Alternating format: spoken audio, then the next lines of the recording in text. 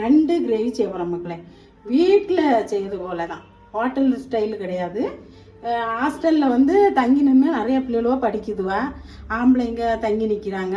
அவங்களுக்கெல்லாம் ஈஸியாக செய்கிறது போல் வீட்டு சமையல் ஒரு நண்டு கிரேவி செய்ய போகிறோம் மக்கள். இப்போ பாருங்க, ஃபஸ்ட்டு வந்து நம்ம எண்ணெய் ஊற்றணும். ஃபஸ்ட்டு ஒரு 4 கரண்டி சின்ன கரண்டிக்கு எண்ணெய் ஊற்றணும் மக்கா. அப்புறம் நம்ம என்ன செய்யணும்னா, ஒரு ஏலக்காய், 2 பட்டை, கொஞ்சம் சோம்பு இவ்வளோ போடுங்க. போட்டுட்டு 2 பிரிஞ்சி இலை இருந்தாலும் போடலாம், ஒன்றும் இல்லை, நல்லா தான் இருக்கும். 2 பச்சை மிளகா, அப்புறம் கருவேப்பிலை கொஞ்சம், இதெல்லாம் போட்டுட்டு கொஞ்சம் நல்லா வணக்கி விடணும் மக்களே.